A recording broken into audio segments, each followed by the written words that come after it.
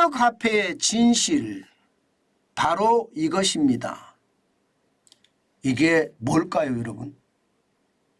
일단 이거부터 먼저 한번 보시죠.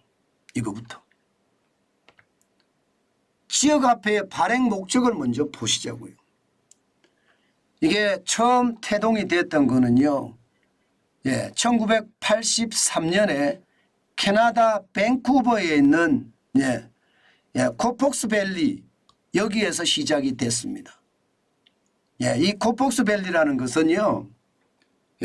굉장히 외진 곳에 있는 곳이에요. 그러다 보니까 캐나다 달러가 쉽게 닿지 않는 곳입니다. 그래서 지역에 있는 컴퓨터 프로그래머가 레츠라는 지역화폐를 만들었습니다. 그러면서 그 레츠를 통해서 말입니다. 법정화폐인 지역화폐가 캐나다 달러가 부족하니까 그 달러를 대체하면서 지역 간의 물물 교환도 이루어지고요. 지역 간의 사고 파는 것도 이루어지면서 시장에 지역화폐가 이런 게 있었네 하고 맨 처음 알렸습니다. 그러면서 말입니다. 지역화폐 중에 가장 훌륭한 성공을 했다 하는 곳이 독일 바이에른의 킹카우어입니다. 킹카우어라는 지역화폐인데 이거는 2003년에 발행이 됐거든요. 핵심은 지역 소비 촉진입니다. 3개월마다 이 킹카우어라는 화폐는요 2%씩 빠집니다. 3개월마다. 다시 말해서 지역화폐 빨리 써라는 거예요. 안 쓰면 가치가 계속 떨어지니까. 유로화는 안 떨어지지만 킹카우어는 떨어집니다. 그러니까 빨리 써라. 빨리 쓰면 쓸수록 좋다. 그래서 지역 소비 촉진을 유도하는 것이 지역화폐고요. 우리나라에서는요. 대한민국 강원도 화천에서 1996년에 지역 소비 촉진을 이유로 지역화폐를 발행을 했습니다. 여기서 말입니다. 가장 중요한 것은요. 가장 중요한 것은 보시는 것처럼 지역화폐는 특징이 있다는 거예요. 특징이. 어떤 특징이 있느냐. 고립된 지역에 법정화폐가 부족할 때 대체제로 지역화폐를 썼다. 이런 특징이 있고요. 또 하나는 지역 소비가 제대로 촉진되지 않기 때문에 지역경제가 몰락을 하고 있기 때문에 지역화폐를 발행을 해서 소비 촉진을 시키는 거다. 이런 두 가지 아주 큰 뜻을 가지고 있는 게 이게 지역화폐의 어떤 핵심적인 속성입니다. 그런데 우리나라는 어떤가요? 여러분도 알다시피 우리나라는요. 이런 속성이 완전히 무시되고요. 포퓰리즘의 전형으로 만들어지고 있습니다.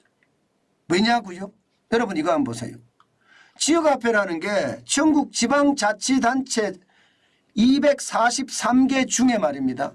지역화폐를 발행하는 자치단체는 2021년 기준으로 232개예요. 95.5%가 발행을 합니다. 그러면 쉽게 말하면 전 지역에서 다 지역화폐를 발행한다는 뜻이에요. 여러분 전 지역에서 지역화폐를 발행을 하면 이게 소기의 목적을 이룰 수 있을까요? 너도 나도 모두가 지역화폐를 발행을 하기 때문에 지역화폐가 가지고 있는 어떤 특징을 제대로 살릴 수가 없습니다. 다시 말해서 지역의 소비를 촉진시키는 효과 지역화폐를 뿌리나 안 뿌리나 똑같은 거고요. 법정 통화가 부족하기 때문에 대체제 의미로서 지역화폐를 만드는 거 이것도 의미가 없는 거죠. 우리나라에서는 아예 말입니다. 의미가 없습니다. 지역화폐 자체가. 게다가 말입니다. 앞서 제가 말씀드렸던 캐나다의 사례나 독일의 사회는 지역사회에서 만들었습니다. 지방자치단체가 중심이 돼서 만든 것이 아닙니다. 다시 말해서 시장의 자율로 만들어졌다는 이야기예요. 그렇기 때문에 시장에서는요. 시장 자율이니까 더 많은 어떤 효과를 발휘할 수 있었던 거죠. 그런데 우리는요. 지방자치단체장이 발행을 합니다. 쉽게 말하면 선거가 오면 내 마음대로 발행해서 내 마음대로 뿌릴 수 있다는 뜻이에요. 아무 의미 없습니다. 아무 의미 없어요. 이게 특정 지역만 지역화폐가 발행이 될 때 많은 사람들이 그 지역화폐를 사서 그 물건을 좀 싸게 사겠다 하는 의미로 뭔가 돼야 되는데 너도 나도 모두가 지역화폐를 발행을 하니 무슨 의미가 더 있겠습니까? 그만큼 말입니다. 그만큼 최악이라는 뜻이고요. 예, 그렇게 되니까 여러분 이게 지역화폐가 난립이 돼 있잖아요. 그렇게 되니까 할인을 해줍니다. 할인을. 지역화폐라는 것은 발행과 유통에도 10%가 들어가고요. 할인 발행에도 10%가 들어갑니다. 그러면 100만 원짜리 지역화폐를 만든다고 치면요. 사실상 비용으로 이게 40만 원이 20만 원이 나가고요. 80만 원의 역할밖에 못하는 거예요. 80만 원에. 게다가 말입니다. 이게 업종 제한을 뒀다가 이제 업종 제한까지도 없앴어요. 업종 제한까지. 다 없애지는 않았지만 학원까지도 풀었거든요. 학원까지도. 그렇게 생각을 하면 이게 말입니다. 지역화폐는 지방자치단체가 발행을 하는데 선거를 앞두고 발행하면 이게 무지막지하게 발행해서 돈 풀기의 수단이 될 뿐만 아니라 지금 발행 유통에 대한 비용이나 할인 발행에 대한 비용은 누가 떠맡습니까? 지방자치단체가 떠맡든지 그게 안 되면 중앙에서 내려주는 거예요. 중앙에서. 지금 더불어민주당이 지역화폐를 발행을 하자. 또 올해도 예산을 많이 넣으려고 하잖아요. 삭감 다 했는데도 불구하고 그 이유가 말입니다. 이게 중앙에서 지원을 해주면 지방자치단체는 지역화폐를 풀어서 선거에 활용한다. 포퓰리즘에 활용한다. 이런 의도가 굉장히 강한 겁니다. 여러분의 혈세가 말입니다. 사실은 지역화폐 발행에 들어간다. 혹은 할인 발행에 들어간다. 이 말하고도 틀리지 않습니다. 이게 여러분 지역화폐 발행 유통과 할인 발행이 전체 액수의 20%를 차지하면요. 나라가 여기에 대한 부담을 하게 되는데 그 부담액이 얼마인지 아세요? 여러분 놀라지 마세요. 진짜 큽니다. 보세요. 6년간 말입니다. 3조 382억 원이 들어갔습니다. 2018년에 지역화폐에 대한 국비 지원이 시작이 됐는데 그때는 100억이었습니다. 그러나 2019년에는 884억 원이 됐고요. 2020년 난리도 아닙니다. 6,298억 원이 됐고요. 2021년 아이고야 1조 2,522억 원이 됐습니다. 또 하나의 포퓰리즘인 거죠. 2022년에도 7,053억 원이 됐고요. 올해도 말입니다. 3,525억 원이 됐습니다. 이 지역화폐가 결국은 말입니다. 많은 사람들에게 돈이 뿌려져서 결국 경쟁력은 없어지고 돈 풀기의 하나의 수단으로 전락했다. 이런 얘기가 되는 겁니다. 참 충격적이지 않으세요? 지역화폐라고 가지고 있는 어떤 그 소비 촉진이나 혹은 지역경제 살리기의 어떤 의미는 퇴색되고 결국은 국비 가져다가 할인해 주니까 발행에 대한 비용도 국비로 받으니까 할인해 주면서 선거에 활용한다. 이게 핵심이라는 뜻이에요. 그런데 늘어나는 게 너무 많아서 문제죠. 늘어나는 게 너무 많아서. 보시는 것처럼 말입니다. 지역화폐 발행이 여러분 이러면 나라 망해요. 진짜 망합니다. 2018년에 4천억 발행했습니다. 2022년에 27조 2천억 원을 발행했어요.